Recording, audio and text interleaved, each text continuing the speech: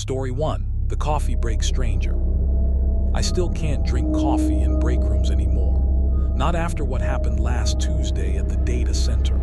If I do, I just end up staring at the doorway, waiting for him to walk back in. My name is Matt, and up until last week, I worked the graveyard shift at a massive server farm outside of Phoenix.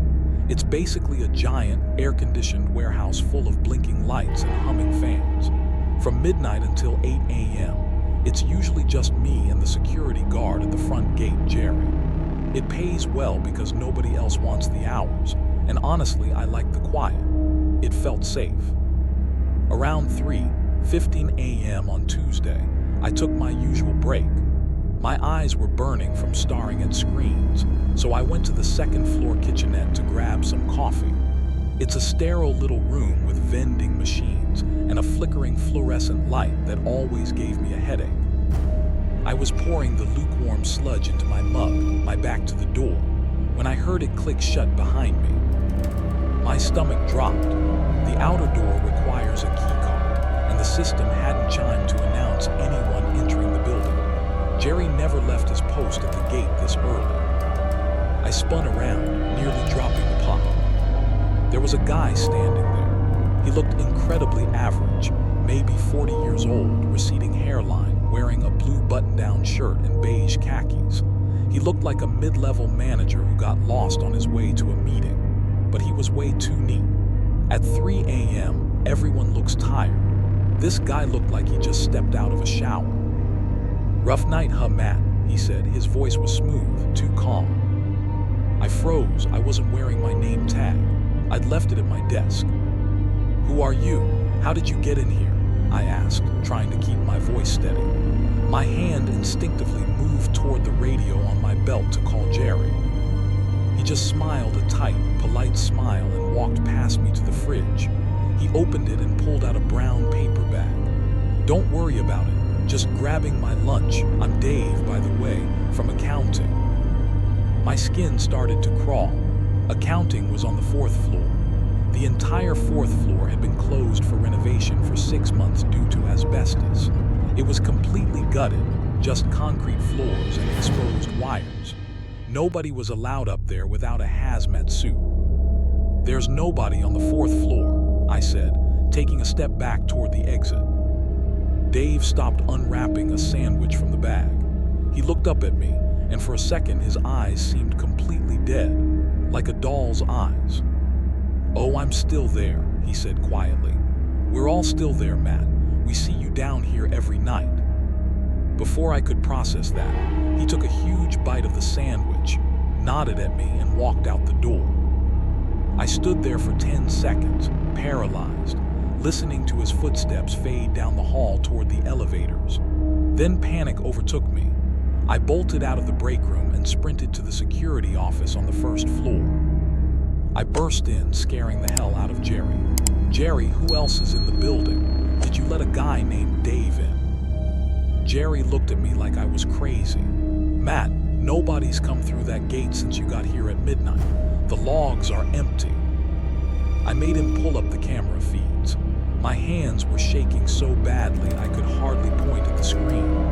I rewound the footage for the 2nd floor hallway, right outside the break room. I watched myself walk in at 3:15 a.m. Then I watched the timestamp tick past 3:17 a.m. On the screen, the break room door opened. It just swung open on its own, hung there for a few seconds, and then slowly closed. Nobody walked in. Nobody walked out. "See," Jerry said, sounding confused. "Must be a draft man. That door sticks sometimes." "No," I whispered.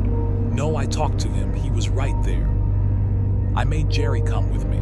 We did a full sweep of the building. Floors 1 through 3 were clear. Then, against Jerry's protests, we took the freight elevator to the 4th floor. The doors opened onto total darkness. The air was thick with dust and the smell of old copper. We turned on our heavy flashlights, sweeping the beams across the desolate, gutted space. Plastic sheeting hung from the ceiling like ghosts. We walked toward the area where the accounting department used to be. In the far corner, behind a stack of drywall, my flashlight beam hit something that didn't belong. It was a small, folding camping chair. Sitting on the chair was a brown paper lunch bag, crumpled up. Jerry moved closer to nudge the bag with his boot. As he did, his light caught something else taped to the concrete pillar next to the chair. It was a collage of photos, dozens of them. They were grainy, printed on regular printer paper. They were all photos of me. Me sitting at my desk, me walking to my car, me buying groceries. And the newest one, right in the center, was a picture of me standing in the break room 10 minutes ago, looking terrified, taken from a high angle in the corner of the room where there was no camera. Underneath that photo, written in red marker, were the words, "See you at lunch tomorrow." I didn't go back the next night. I quit over the phone. The police said it was likely a stalker, someone who had been squatting in the renovation zone, but they never found a guy matching Dave's description. They never explained how he got in or out without triggering the alarms, or why he didn't show up on the hall camera. I moved to a different state, got a day job. But sometimes when I'm alone in a quiet room and I hear a door click shut, I can still smell the faint scent of dust and copper. Story 2, the last train home. I used to think the worst thing about taking the last train home was the loneliness. The way the empty car amplified every creak and rattle. Now I know better. The loneliness is a blessing. It's when you realize you aren't actually alone that the real nightmare starts. My name is Mark, and until last week I worked as an archivist in the city. It's a basement job, no windows, just dust and old microfilm. Last Tuesday, a pipe burst overhead around 5, and we spent hours trying to save historical records from water damage. By the time I clocked out, it was nearly 1:00 a.m. My usual commute is a 40-minute ride to the suburbs. At that hour, the station was a ghost town. Just the buzzing of broken fluorescent lights and the smell of wet concrete from the rain outside. I was exhausted, my clothes damp and smelling like old paper. The 1:15 a.m. train pulled in. It looked older than the usual stock, the metal siding stained with rust that looked uncomfortably like dried blood under the yellow platform lights. I stepped into the last car. It was completely empty. The air inside was freezing, much colder than the station. I sat near the middle doors, pulling my jacket tight. The train jolted forward with a violent lurch that almost threw me out of my seat. I put my headphones on, not playing music, just using them to dampen the screeching of the wheels. I closed my eyes, desperate for sleep. I must have dozed off because the next thing I knew, my head snapped up. The train had stopped. I looked out the window, expecting to see the familiar brickwork of the suburban stations. Instead, I saw nothing. Just pitch black pressed against the glass. No streetlights, no houses, not even the moon. I pulled my phone out to check my location. No service. The time read 2:33 a.m. I should have been home an hour ago. That's when I noticed the smell. The cold air had shifted. It didn't smell like a sterile train car anymore. It smelled earthy, like damp soil and rotted leaves. I stood up, my heart starting to thump against my ribs. I walked to the connecting door to check the next car up. Through the small square window, I saw it. The next car wasn't empty. There was one person sitting in the exact center seat, facing away from me. They were wearing an old-fashioned conductor's uniform, complete with a hat, but it looked filthy, coated in gray dust. I knocked on the glass. "Hey, excuse me, do you know why we stopped?" The figure didn't move. They were impossibly still. I tried the door handle, locked. I went back to my seat trying to rationalize it. Maybe a power outage. Maybe we hit something. Then the intercom system crackled to life. It wasn't the usual automated robotic voice. It sounded wet, gurgling, like someone trying to talk with a throat full of mud. "Terminus," the voice whispered. The static hissed, then it repeated, louder this time. "Terminus, all change." There is no station called Terminus on this line. Suddenly, the lights in my car died.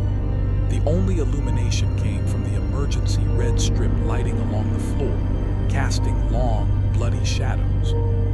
I looked back toward the connecting door. The conductor was gone. Panic fully set in. I ran to the doors leading outside, slamming my hands against the glass, trying to force them open. I just wanted out into the blackness. Then I felt it, a vibration in the floorboards that wasn't the engine. Footsteps. Heavy, slow footsteps coming from the other end of my car. I spun around.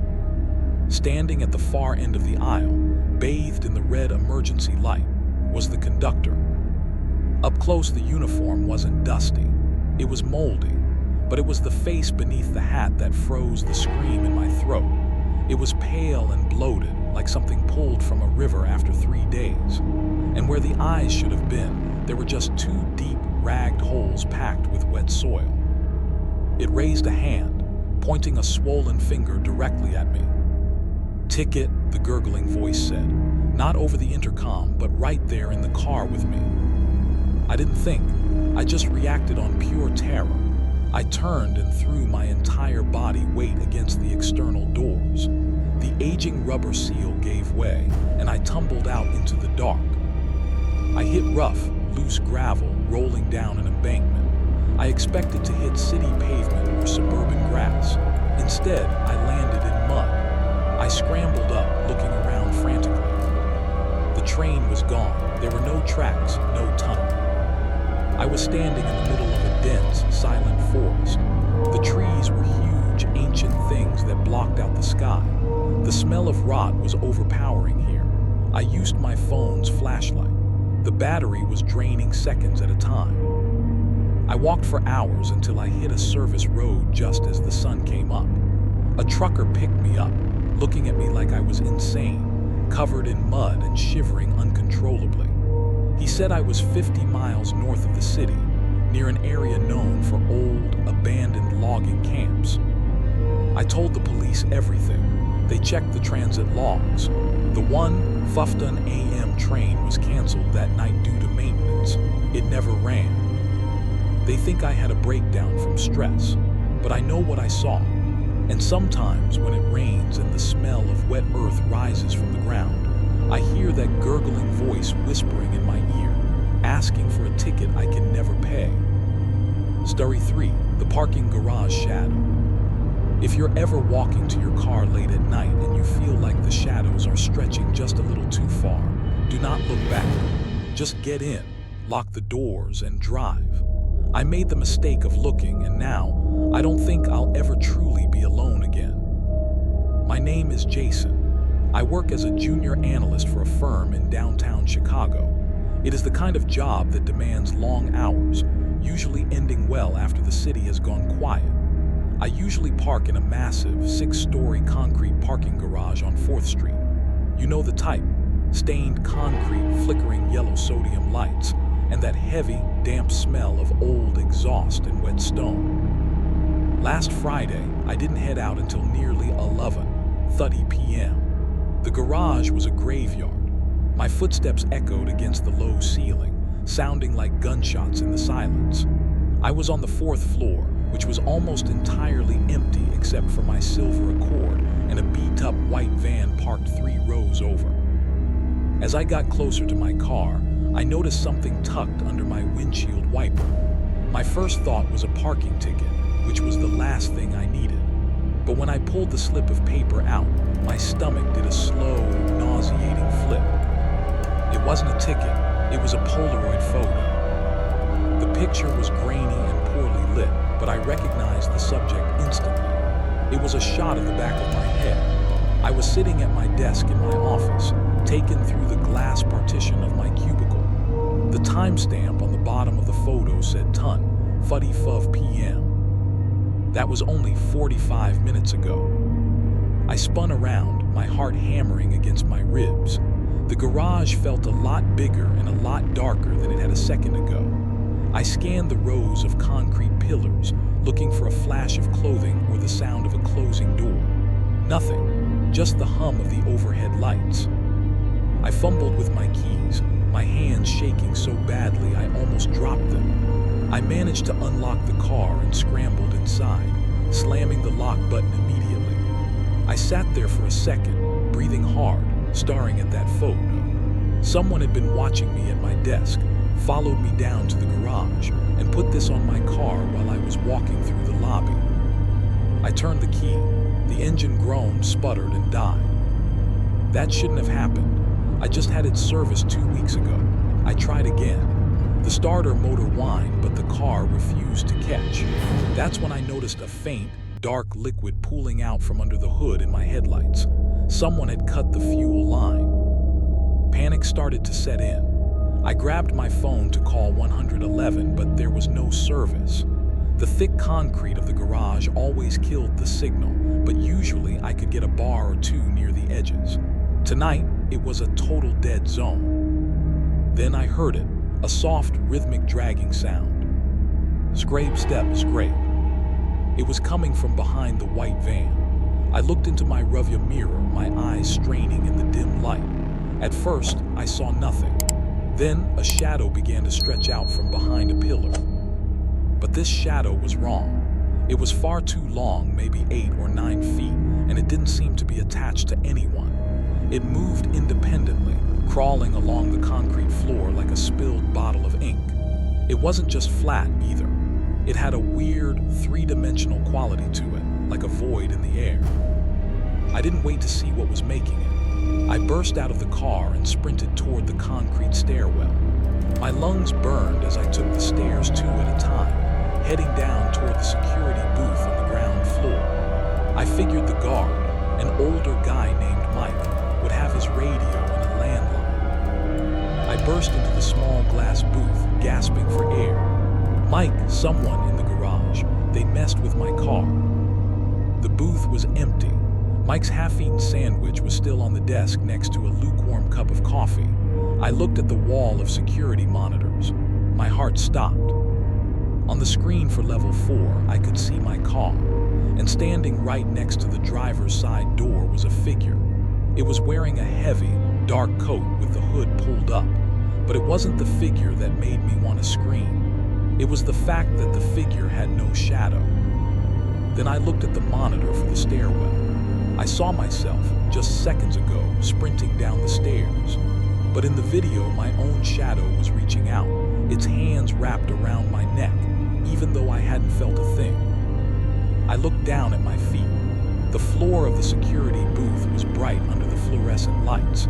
I should have had a clear, distinct shadow on the linoleum. I had nothing. My shadow was gone. I looked back at the monitor for the security booth. I saw myself standing there looking down at the floor, and then I saw it. A dark, jagged shape was slowly rising out of the floorboards behind me.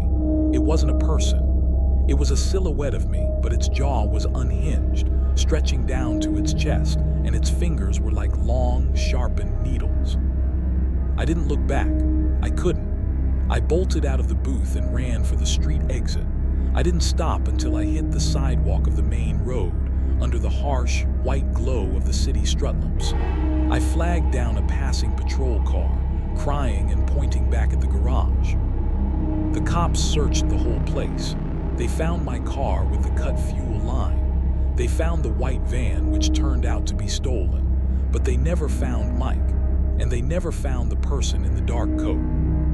When they checked the security footage, they told me the cameras had glitched out. All they saw was static from 11:30 p.m. onwards. They told me I was lucky to be alive, probably a victim of a botched carjacking or a psycho stalker. I moved out of my apartment the next day. I took a job in a different city, one where I can work from home and never have to enter a parking garage again. But there's one thing I can't escape. Whenever I'm walking outside on a sunny day or standing in a well-lit room, I look down at the ground. My shadow is there now. It came back that night, but it's not right. It doesn't follow my movements perfectly. Sometimes it lags behind by a fraction of a second. And sometimes when I'm not moving at all, I can see its fingers twitching, reaching out for my throat. If you're in a garage tonight and you see a shadow that looks just a bit too dark, don't wait for it to move. Just run. Because once it decides it wants to be the one walking in the light, there's no way to stop it.